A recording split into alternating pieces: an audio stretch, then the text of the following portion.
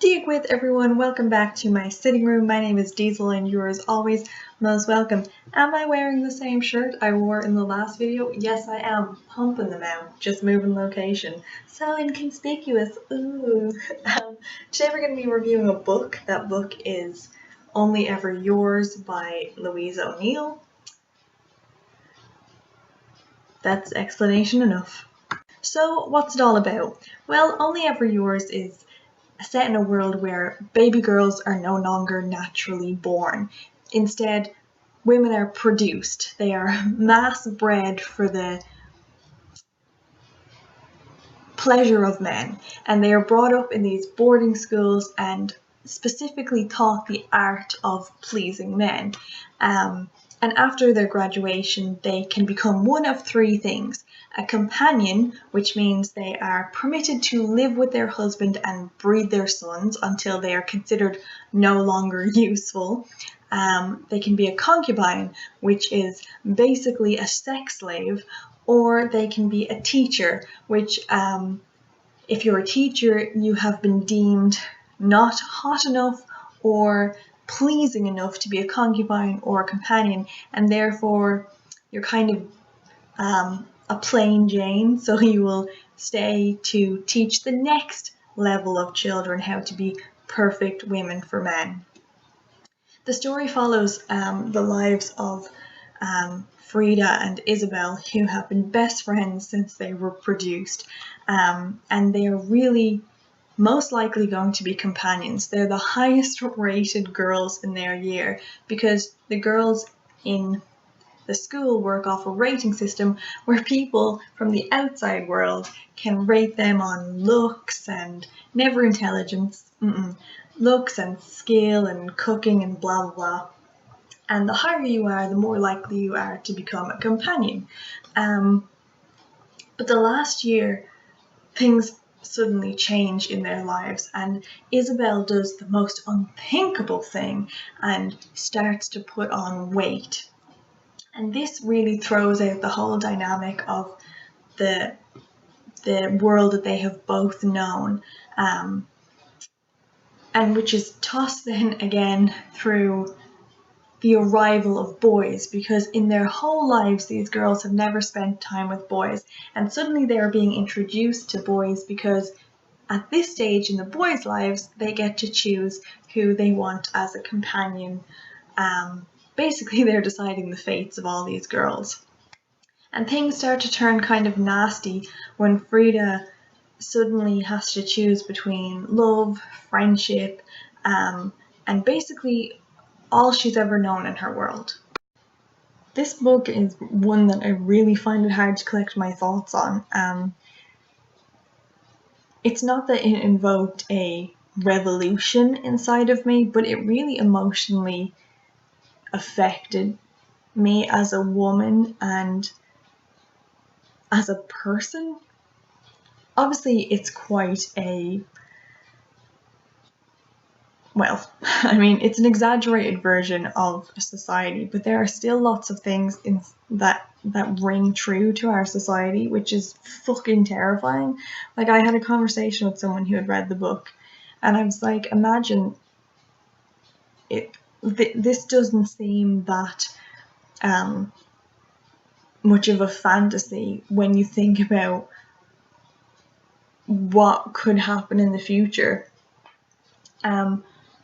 There's a lot of like social commentary on it that is definitely exaggerated, but still is very true. Like this idea that you're obsolete once you reach a certain age, that women have a sell-by date that men don't seem to have.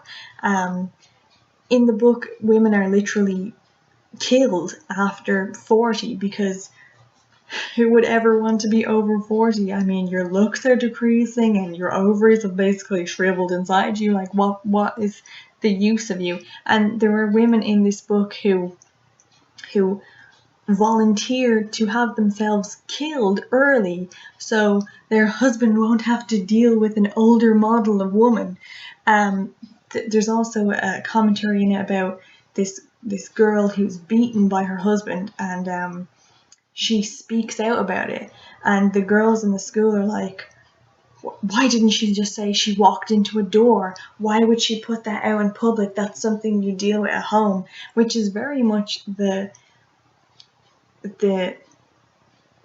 societal thought on that. Like, you keep those things at home. Not really now, because the newer generations are like, no, fuck this. Anyone experiencing domestic violence, whether you're male or female, come out and talk about it. But there was a case in Ireland recently where a woman made a viral video about her domestic abuse, and people were like, why would you broadcast that? Why wouldn't you just deal with that at home? Like, that's not the type of thing you share. And that boxes people into silence and makes victims more likely to be victims and not survivors, which is fucking horrifying. There was also this commentary about how the girls in the book think that being fat is like the worst thing you can be in the world, and if you're over 110 pounds, you're greedy and you have no self-control. And their food is arranged into bad girl food and good girl food, and you are free to choose between both. But if you choose bad girl food over good girl food, then you are judged for it, and people will judge you and will talk about how you, like, there's this thought process that you should consider killing yourself if you're over a certain weight, because God forbid, who's going to want you when you're not 110 pounds? It's just this really disturbing social commentary.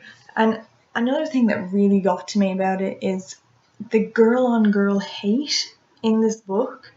Like, there's a lot of things I can't stand in life, and girl on girl hate is right up there.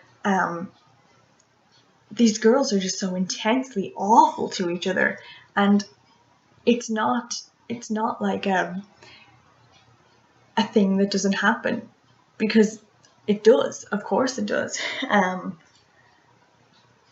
But it's so intense that, like, they will literally,